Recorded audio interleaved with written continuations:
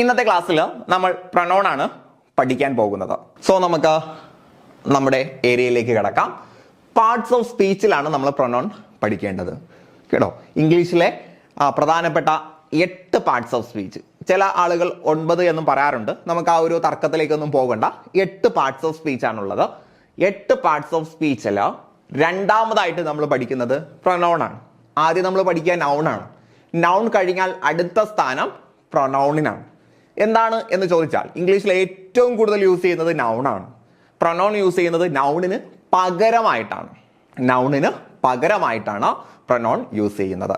പ്രത്യേകിച്ച് ഒരു വ്യക്തിയുടെ അല്ലെങ്കിൽ ഒരു വസ്തുവിന്റെ പേര്, ഒരു വ്യക്തിയുടെ അല്ലെങ്കിൽ ഒരു വസ്തുവിന്റെ പേര് എടുത്തു പറയുന്നത് ഒഴിവാക്കുന്നതിന് വേണ്ടി അഥവാ അവയ്ക്ക് പകരമായി നമ്മൾ പ്രൊനൗൺ യൂസ് ചെയ്യുന്നു.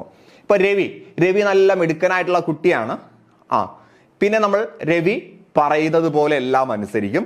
രവി പഠനത്തിൽ സമർത്ഥനാണ്. ഇങ്ങനെ എല്ലായിടത്തും രവി എന്നെടുത്ത് പറയേണ്ട ആവശ്യമില്ല. ആദ്യം ഒരു തവണ രവി മിടുക്കനായിട്ടുള്ള കുട്ടിയാണ്, അവൻ പറയുന്നത് അനുസരിക്കും, അവൻ നന്നായിട്ട് പഠിക്കും. പിന്നെ അവൻ എന്ന് പറഞ്ഞാൽ മതി അല്ലെ, പേര് ഒഴിവാക്കി അവൻ എന്ന് പറഞ്ഞാൽ മതി. അപ്പോൾ രവി എന്ന പേരിന് പകരമായി, രവി എന്ന നൗണിന് പകരമായി നമ്മൾ യൂസ് ചെയ്യുന്നതാണ് അവൻ അഥവാ ഇംഗ്ലീഷിൽ ഹി. അതിനെ നമ്മൾ പ്രൊനൗൺ എന്ന് പറയുന്നു. So a pronoun is a word that stands in for a noun. ഒരു നൗണിന് പകരമായിട്ട് അല്ലെങ്കിൽ ഒരു നൗണിന്റെ സ്ഥാനത്ത് നിൽക്കുന്നതാണ് പ്രൊനൗൺ എന്ന് പറയുന്നത്. Often to avoid the need to repeat the same noun over and over. വീണ്ടും അതേ പദങ്ങൾ തന്നെ റിപ്പീറ്റ് ചെയ്ത് പറയുന്നത് ഒഴിവാക്കുന്നതിന് വേണ്ടി നാം ഉപയോഗിക്കുന്നതാണ് പ്രൊനൗൺ. അപ്പൊ അതൊരു പുരുഷനാണെങ്കിൽ നമ്മൾ അവൻ ഹി എന്ന് പറയും. സ്ത്രീ ആണെങ്കിൽ ഷീ അവൾ എന്നൊക്കെ പറയും. ജീവനില്ലാത്തതാണെങ്കിൽ ഇറ്റ് അത് എന്ന് പറയും. ഒരുപാട് പേരുണ്ടെങ്കിൽ അവർ ദേ എന്ന് പറയും. സോ പ്രൊനൗൺ എന്താണെന്ന് മനസ്സിലായല്ലോ. ഒരു നൗണിന് പകരം യൂസ് ചെയ്യുന്നതാണ് പ്രൊനൗൺ എന്ന് മനസ്സിലാക്കുക. ഇനി പ്രൊനൗൺ പല തരത്തിലുണ്ട്. നിങ്ങൾ ഒരു പക്ഷേ പഠിച്ചു വെക്കുക he she it I you they we. ഇതായിരിക്കും നിങ്ങൾക്ക് അറിയുന്ന, നിങ്ങൾ പ്രൊനൗൺ ആയിട്ട് എടുത്ത് പഠിച്ചു വെക്കുന്ന സാധനങ്ങൾ. ചിലപ്പോൾ അതിന്റെ ഒബ്ജക്റ്റ് ഫോം ആയിട്ടുള്ള മീ യു ഹിം ഒക്കെ അറിയുമായിരിക്കും. അതിൽ മാത്രം ഒതുങ്ങുന്നതല്ല പ്രൊനൗൺ. പഠിക്കുക, ഡീറ്റെയിൽ ആയിട്ട് പഠിക്കുക. പ്രൊനൗൺ പല തരത്തിലുണ്ട്. അതിലൊന്ന് പേഴ്സണൽ പ്രൊനൗൺ.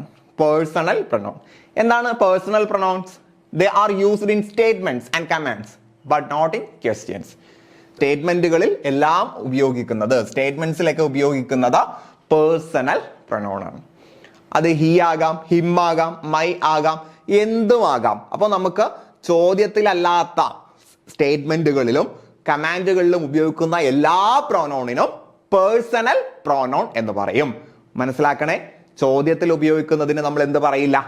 പേഴ്സണൽ പ്രൊനൗൺ എന്ന് പറയില്ല.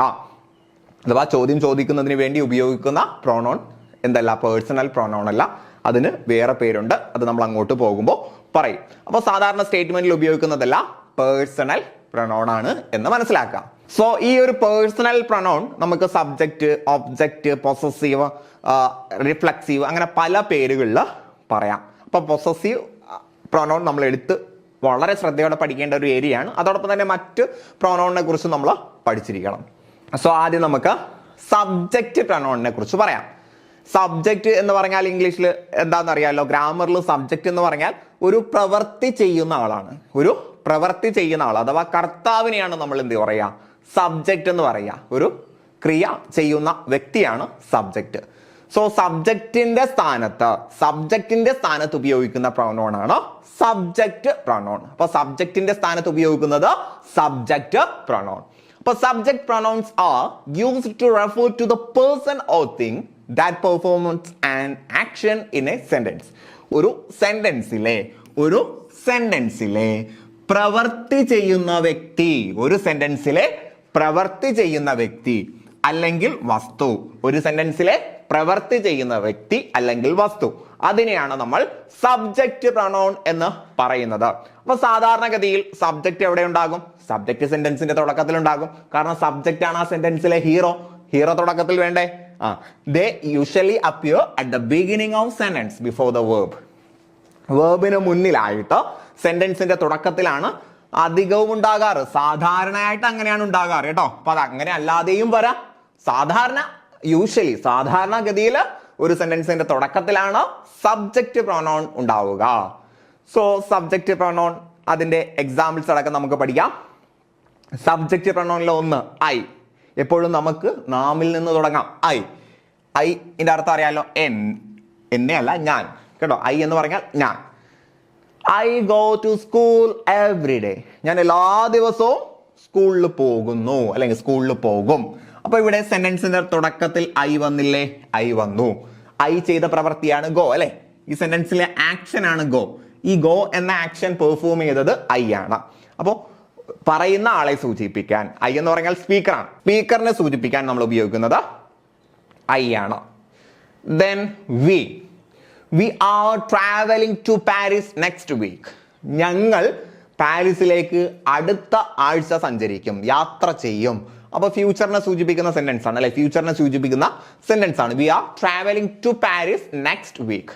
അപ്പൊ ഇത് സംഭവം പ്രസന്റ് കണ്ടിന്യൂസ് ആണ് എങ്കിലും ഈ പ്രസന്റ് കണ്ടിന്യൂസ് ഫ്യൂച്ചറിനെ സൂചിപ്പിക്കാനും യൂസ് ചെയ്യാറുണ്ട്. അത് നമ്മൾ ടെൻസ് പഠിക്കുന്ന സമയത്ത് പഠിക്കും. ഇപ്പൊ നിങ്ങൾ പ്രോനൗൺ എന്നതിലേക്ക് മാത്രം ശ്രദ്ധിക്കുക. അപ്പൊ ഇവിടത്തെ ആക്ഷൻ എന്ന് പറയുന്നത് യാത്രയാണ്. യാത്ര എന്ന പ്രവൃത്തി ചെയ്തത് ആരാണ്? വി ആണ്, ഞങ്ങൾ ആണ്. We are travelling to Paris next week. അപ്പൊ ഇത് രണ്ടും സ്പീക്കറിനെ സൂചിപ്പിക്കുന്നതാണ്. അല്ലെ? ഇത് രണ്ടും സ്പീക്കർ. കാരണം ഇത് സ്പീക്കറാണ്, പറയുന്ന ആള്. സ്പീക്കർ എന്ന് പറഞ്ഞാൽ പറയുന്ന ആള്. വി എന്ന് പറഞ്ഞാൽ അതും പറയുന്ന ആളാണ്. പറയുന്ന ആളും അയാളുടെ ഗ്രൂപ്പും. ഞങ്ങൾ എന്ന് പറയുമ്പോൾ ആരാണോ പറയുന്നത് അയാളും അയാളുടെ ഒപ്പമുള്ളതും. അപ്പൊ ഇവരെ കുറിച്ച് നമ്മൾ പറയുന്നത് ഫസ്റ്റ് പേഴ്സൺ പ്രൊനൗൺ എന്നാണ്, കേട്ടോ. ഫസ്റ്റ് പേഴ്സൺ പ്രൊനൗൺ എന്നാണ് ഇവയെ കുറിച്ച് നമ്മൾ പറയാ. First person pronoun. Then he എന്ന് പറഞ്ഞാൽ അവൻ എന്നാണ് അർത്ഥം, അല്ലെ? അവൻ. He will be meeting Neena tomorrow. നീനയെ അവൻ നാളെ കാണുമായിരിക്കും, അല്ലെ? He will be meeting. So അവിടുത്തെ ഹി ആണോ സബ്ജക്റ്റ്. മീറ്റിംഗ് എന്ന ആക്ഷൻ ചെയ്തത് ഹി ആണ്. ഇനി നാലാമത്തത് she is writing a letter to her cousin. അവൾ എന്ത് ചെയ്യും? അവളുടെ കസിന് ഒരു ലെറ്റർ എഴുതും. അപ്പൊ ഇവിടെ ലെറ്റർ എഴുതുക എന്ന പ്രവൃത്തി ചെയ്തത് ഷീ ആണ്. സോ ഇവിടെ മറ്റൊരു കാര്യം കൂടി ചിന്തിക്കുക. ഐ എന്ന് പറയുന്നത് സിംഗുലർ ആണ്, അല്ലെ? വി എന്ന് പറഞ്ഞാൽ പ്ലൂറൽ, ബഹുവചനം. സിംഗുലർ ഏകവചനം, പ്ലൂറൽ ബഹുവചനം. ഹി സിംഗുലർ ആണ്, പുരുഷനാണ്. ഷീ സിംഗുലർ ആണ്, സ്ത്രീയാണ്. അവൾ, അല്ലെ? അവൾ എന്ന് പറയുമ്പോൾ ഒരു സ്ത്രീ. ഹി എന്ന് പറയുമ്പോൾ ഒരു പുരുഷൻ. ദെൻ യു എന്ന് പറയുമ്പോൾ രണ്ടർത്ഥത്തിന് യൂസ് ചെയ്യാം. നീ എന്ന അർത്ഥത്തിനും നിങ്ങൾ എന്ന അർത്ഥത്തിനും യു തന്നെയാണ് യൂസ് ചെയ്യുക. Did you get the book you were looking for? നിങ്ങൾ നോക്കുന്ന പുസ്തകം നിങ്ങൾക്ക് കിട്ടിയിട്ടുണ്ടോ എന്നാണ് ചോദ്യം. സോ ഇവിടത്തെ യു എന്ന് പറയുന്നത് നമ്മുടെ സബ്ജക്റ്റ് ആണ്. അത് ക്വസ്റ്റ്യൻ ആണ്, അല്ലെ? ക്വസ്റ്റ്യൻ ആണ്. അപ്പൊ യു എന്ന് പറയുന്നത് അവിടത്തെ സബ്ജക്റ്റ് ആണ്. Then they will be playing the final match in Australia. ഓസ്ട്രേലിയയിൽ അവരുടെ അവസാനത്തെ മത്സരം കളിക്കുന്നതാണ്, പ്ലേ ചെയ്യുന്നതാണ്. അപ്പൊ അവിടെ പ്ലേയിങ് എന്ന സബ്ജക്റ്റ് ചെയ്തത് ദേ ആണ്. ഓക്കെ അല്ലേ? സോ ഇവിടെ മറ്റൊരു കാര്യം കൂടി മനസ്സിലാക്കുക. നമ്മൾ പറഞ്ഞു സ്പീക്കർ അല്ലെങ്കിൽ സ്പീക്കർ അടങ്ങിയ ഗ്രൂപ്പിനെ സൂചിപ്പിക്കുന്ന പ്രൊനൗൺ ഫസ്റ്റ് പേഴ്സൺ ആണ്. ഇനി ലിസണർ, കേൾക്കുന്ന ആൾ. അപ്പൊ ആദ്യം നമ്മൾ എപ്പോഴും ഇമ്പോർട്ടൻസ് നൽകുന്നത് പറയുന്ന ആൾക്കാണ്. രണ്ടാമത് ഇമ്പോർട്ടൻസ് നൽകുന്നത് കേൾക്കുന്ന ആൾക്കാണ്. അപ്പോൾ കേൾക്കുന്ന ആളെ സൂചിപ്പിക്കുന്നത് ഇതിലേതാ? യു ആണ്, അല്ലെ? യു. അപ്പൊ ഇതിന് നമ്മൾ രണ്ടാം സ്ഥാനം കൊടുത്തിട്ട് സെക്കൻഡ് പേഴ്സൺ പ്രൊനൗൺ എന്ന് പറയുന്നു. ഇനി ബാക്കിയുള്ളതെല്ലാം അഥവാ സ്പീക്കറും ലിസണറും അല്ലാത്ത ആളുകൾ, അത് അവൻ, അവൾ, അവർ എന്നൊക്കെ പറയുമ്പോൾ അത് പറഞ്ഞാളും അല്ല കേട്ടാളും അല്ല, ഇവർ രണ്ടുപേരും അല്ലാത്തതാണ്, ഒരു ഔട്ട്സൈഡറാണ്. അവരെ നമ്മൾ തേർഡ് പേഴ്സൺ എന്ന് പറയുന്നു. ബാക്കിയുള്ളവയെ നമ്മൾ തേർഡ് പേഴ്സൺ എന്ന് പറയുന്നു. അതുകൂടി മനസ്സിലൊന്ന് ഓർത്ത് വെച്ചേക്കാം. ഓക്കെ അല്ലേ? സോ അതിന്റെ ഒരു വിശദീകരണം ഈ ഒരു പിക്ചറിൽ കൊടുത്തിട്ടുണ്ട് കേട്ടോ. ഈ ഒരു പിക്ചറിൽ കൊടുത്തിട്ടുണ്ടോ? ഐ ഫസ്റ്റ് പേഴ്സൺ ആണ്, യു സെക്കൻഡ് പേഴ്സൺ ആണ്, ഹി തേർഡ് പേഴ്സൺ ആണെന്നൊക്കെ അവിടെ കൊടുത്തിട്ടുണ്ട്. സിംഗുലർ ഏതാണ്, പ്ലൂറൽ ഏതാന്ന് കൊടുത്തിട്ടുണ്ട്. അപ്പൊ I, you, he, she, it, we, you, they. കേട്ടോ? I, you, he, she, it, we, you, they. ഇത് ഇത്രയും സബ്ജക്റ്റിനെ സൂചിപ്പിക്കുന്നതാണ്. അപ്പൊ പ്രവൃത്തി ചെയ്ത ആള് സബ്ജക്റ്റ് ആണ്. ആരുടെ മേൽ പ്രവൃത്തി സംഭവിക്കുന്നു അതാണ് ഒബ്ജക്റ്റ്. അപ്പോൾ ആ ഒരു ഒബ്ജക്റ്റിനെ സൂചിപ്പിക്കുന്നത് ഒബ്വിയസ്ലി ഒബ്ജക്റ്റ് പ്രോനൗൺ ആയിരിക്കും. അപ്പോൾ object pronouns also known as objective pronouns. Object പ്രോനൗണിന്റെ മറ്റൊരു പേരാണ് ഒബ്ജക്റ്റീവ്. കേട്ടോ? രണ്ടും സെയിം ആണ്. ഒബ്ജക്റ്റ് പ്രൊനൗൺ എന്ന് പറഞ്ഞാലും ഒബ്ജക്റ്റീവ് പ്രൊനൗൺ എന്ന് പറഞ്ഞാലും സെയിം ആണ്. It represent the person or thing affected by an action. ഒരു പ്രവൃത്തി ആരെയാണോ ബാധിക്കുന്നത്, ഒരു പ്രവൃത്തി ആരെയാണോ അഫക്റ്റ് ചെയ്യുന്നത് അവരെ കുറിച്ചാണ് നമ്മൾ ഒബ്ജക്റ്റീവ് പ്രൊനൗൺ എന്ന് പറയുന്നത്. അപ്പോൾ ഒരു പ്രവൃത്തി ആരെയാണോ ബാധിക്കുന്നത് അവരെ കുറിച്ച് നമ്മൾ ഒബ്ജക്റ്റീവ് പ്രൊനൗൺ എന്ന് പറയുന്നു. അപ്പൊ നമ്മൾ ഐ ലവ് യു എന്ന് പറയുന്ന സമയത്ത് അല്ലെ, അപ്പോൾ സ്നേഹം എന്ന പ്രവൃത്തി ആരെയാണോ ബാധിക്കുന്നത് അതാണ് ഒബ്ജക്റ്റ്. അപ്പൊ സ്നേഹം എന്ന പ്രവൃത്തി ബാധിക്കുന്നത് യു ആണ് അല്ലെ, യുവിനെയാണ്. അപ്പൊ യു ആണ് അവിടുത്തെ object. They usually appear after verb or preposition. ഈ ഒബ്ജക്റ്റ് സബ്ജക്റ്റ് തുടക്കത്തിൽ വരും എന്ന് നമ്മൾ പറഞ്ഞു. ഒബ്ജക്റ്റ് സാധാരണ വരിക വേർബിന് ശേഷമാണ് അല്ലെങ്കിൽ ഒരു പ്രിപ്പോസിഷന് ശേഷമാണ്. ചിലപ്പോൾ ഒരു വേർബിന് ശേഷം നേരിട്ട് ഒരു നൗൺ വരില്ല എങ്കിൽ ഒരു പ്രിപ്പോസിഷന് ശേഷമാണ് വരുന്നത്. നമുക്ക് എക്സാമ്പിൾ നോക്കാം. നേരത്തെ നമ്മൾ ഐ സബ്ജക്റ്റ് ആണെന്ന് പറഞ്ഞു, അതിന്റെ ഒബ്ജക്റ്റ് ആണ് me. He told me a joke. He എന്നത് സബ്ജക്റ്റ് ആണ്, നമ്മൾ നേരത്തെ പഠിച്ചു. മീ എന്നുള്ളത് ഒബ്ജക്റ്റ് ആണ്. കാരണം കേൾക്കുക എന്ന ആ ഒരു ആക്ഷൻ ആരുടെ മേലാണ് സംഭവിച്ചിട്ടുള്ളത് അല്ലെങ്കിൽ അഫക്ട് ചെയ്തിട്ടുള്ളത്? മീയുടെ മേലാണ് അല്ലെ. He told me a joke. Then you, you എന്ന് പറയുന്നത് സബ്ജക്റ്റ് ആയാലും ഒബ്ജക്റ്റ് ആയാലും യു എന്നാണ് ആ ഒരു സ്ട്രക്ചറിൽ മാറ്റമൊന്നും ഇല്ലാതെ വരുന്നത്. യു സബ്ജക്റ്റ് ആയാലും യു തന്നെയാണ്, ഒബ്ജക്റ്റ് ആയാലും യു തന്നെയാണ്. I tell you jokes all the time. I tell you jokes all the time. ഞാൻ നിങ്ങളോട് എപ്പോഴും തമാശകൾ പറയുന്നു. അപ്പൊ ഐ ആണ് അവിടുത്തെ സബ്ജക്റ്റ്, യു ആണ് അവിടുത്തെ ഒബ്ജക്റ്റ്. അപ്പൊ അത് ഒബ്ജക്റ്റ് ആണെന്ന് എങ്ങനെ മനസ്സിലാവും?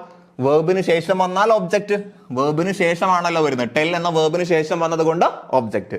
സബ്ജക്റ്റ് ആണെങ്കിൽ വേർബിന് മുന്നിൽ വരണം, സെന്റൻസിന് മുന്നിൽ വരണം, എന്നാലേ അത് സബ്ജക്റ്റ് ആവുകയുള്ളൂ. Then him. അപ്പൊ മീ എന്ന് പറയുമ്പോൾ ഐയുടെ ഒബ്ജക്റ്റ് ആണ്. ഐ ഞാൻ, നീ എന്നെ. യു എന്ന് പറയുമ്പോൾ നീ എന്ന അർത്ഥത്തിൽ സബ്ജക്റ്റ് ആയിട്ടും നിങ്ങളെ അല്ലെങ്കിൽ നിന്നെ, രണ്ടിനും യു തന്നെയാണ് വരുന്നത്. സിംഗുലർ ആയാലും പ്ലൂറൽ ആയാലും യു തന്നെയാണ് വരുന്നത്. അപ്പോൾ നിങ്ങളെ അല്ലെങ്കിൽ നിന്നെ എന്ന അർത്ഥത്തിൽ യു തന്നെയാണ് വരുന്നത്. ഹി എന്ന് പറഞ്ഞാൽ അവനാണ്. ഹിം അവനെ. Don't tell him any jokes. അവനോട് ഒരു ജോക്കും ഒരു തമാശയും പറയണ്ട. അപ്പൊ അവനോട്, അവനോട്.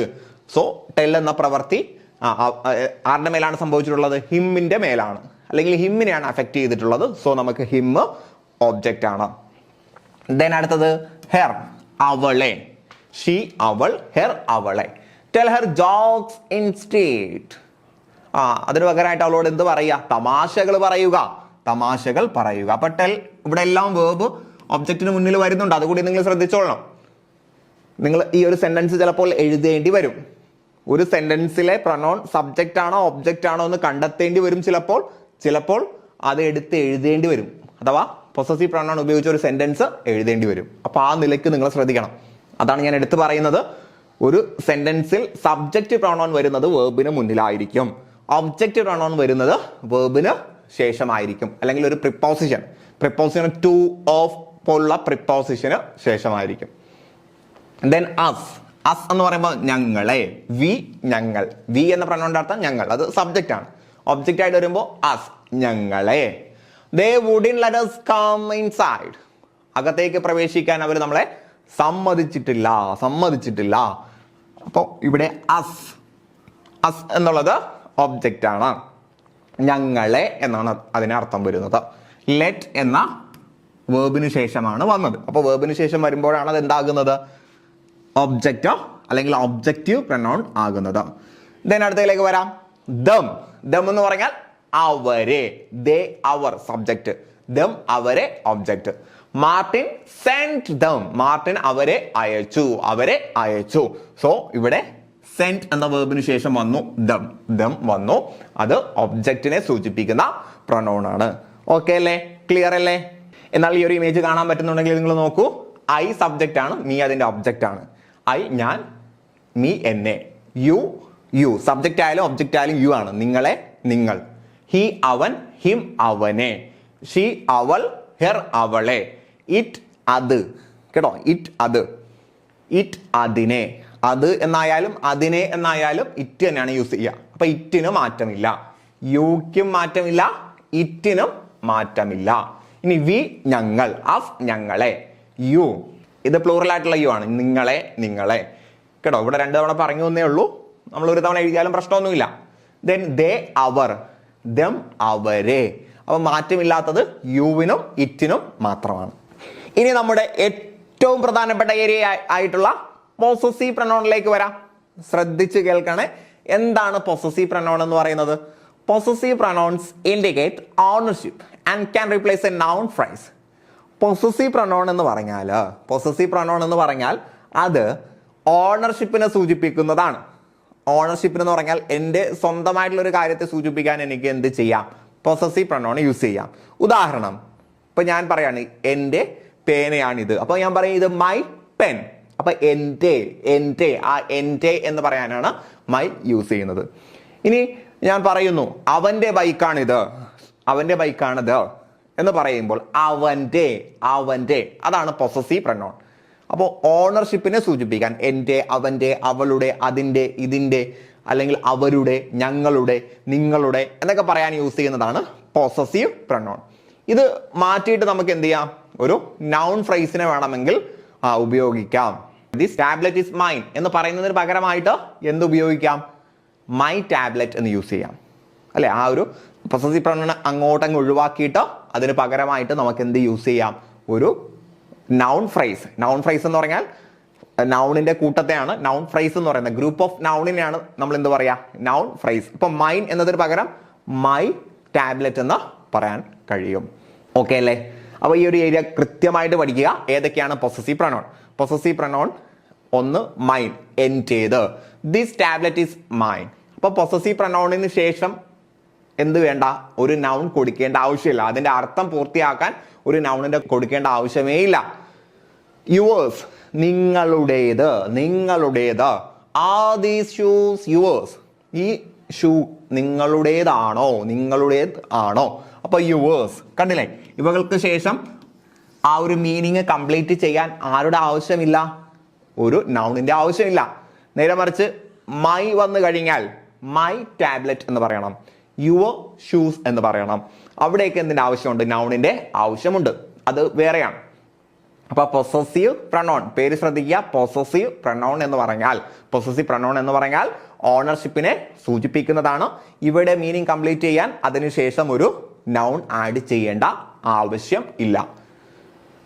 അപ്പൊ മൈൻ എന്ന് പറഞ്ഞാൽ എന്റേത്, യുവേഴ്സ് നിങ്ങളുടേത്, ഹിസ് അവന്റേത്, that back pack is his. ആ ഒരു ബാക്ക് പാക്ക് അഥവാ ആ ഒരു ബാഗ്, പുറകിലേക്ക് വലിച്ചു കിട്ടുന്ന ബാഗിനെയാണ് ബാക്ക് പാക്ക് എന്ന് പറയുന്നത്. അത് അവന്റേതാണ്, ഹിസ്, അവന്റേതാണ്. ദെൻ ഹേഴ്സ്, ശ്രദ്ധിക്കുക, HERS ഉണ്ട് കേട്ടോ. ഹെർ അല്ല, ഹേഴ്സ് ആണ്, HERS, hers. The red jacket is hers. ആ ഒരു റെഡ് ജാക്കറ്റ് അവളുടേതാണ്. ദെൻ ഇറ്റ്സ്, അതിൻ്റേത്. The dog wag its tail. നായ എന്ത് ചെയ്തു? അതിൻ്റെ ടെയില് ആട്ടുന്നു, വാലാട്ടുന്നു എന്നാണ് അർത്ഥം. അപ്പോൾ ഇറ്റ്സ്, അതിൻ്റേതായിട്ടുള്ള ടെയില്. ഇവിടെ ഇറ്റ്സ് വരുമ്പോൾ മാത്രമാണ് ഒരു അപവാദം വരുന്നത്. നമ്മൾ ഈ നേരത്തെ പറഞ്ഞതിനോടൊരു അപവാദം വരുന്നത്. അഥവാ ഇറ്റ്സ് വരുമ്പോൾ മിക്കവാറും ഒരു നൗൺ കൂടെ വരും. അപ്പൊ ഇറ്റ്സിനെ ഒന്ന് ശ്രദ്ധിക്കുക. ഇറ്റ്സ് വരുമ്പോൾ ഒരു നൗണും കൂടി കയറി വരാറുണ്ട്. അത് ഇറ്റ്സിന് വേണ്ടി മാത്രം ഉള്ള ഒരു പ്രത്യേകതയാണ്. നേരത്തെ ആദ്യത്തെ ഒരു ചോദ്യം തന്നില്ലേ, അവിടെയും ഇറ്റ്സിന്റെ കൂടെ ഒരു നൗൺ കയറി വരുന്നുണ്ട്. Then hours, this garden is hours. ഈ ഒരു ഗാർഡൻ ഞങ്ങളുടേതാണ്. സോ അവേഴ്സ്, എസ് കണ്ടില്ലേ, അവേഴ്സ്. അവർ എന്നല്ല അവേഴ്സ്, അവർ എന്നല്ല അവേഴ്സ് ആണ് കേട്ടോ, ഞങ്ങളുടേതാണ്.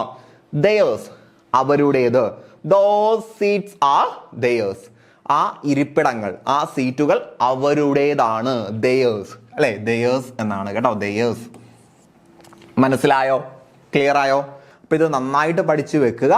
ക്ലാസ് ഇഷ്ടപ്പെട്ടിട്ടുണ്ടെങ്കിൽ ലൈക്ക് ചെയ്യുക, കമന്റ് ചെയ്യുക, നിങ്ങളുടെ അഭിപ്രായങ്ങൾ രേഖപ്പെടുത്തുക. സോ പുതിയ ക്ലാസ്സുകളുമായിട്ട് സഹകാരി റേസ് ബസ് ഇനിയും നിങ്ങളുടെ മുന്നിലേക്ക് വരും. നന്നായിട്ട് പഠിക്കുക. നിങ്ങൾ ആഗ്രഹിക്കുന്ന സ്വപ്ന ജോലിയിലേക്ക് എത്രയും പെട്ടെന്ന് എത്തപ്പെടാൻ കഴിയട്ടെ എന്ന് ആശംസിച്ചുകൊണ്ട് ഞാൻ നിർത്തുന്നു. ഏവർക്കും വിജയാശംസകൾ. നന്ദി.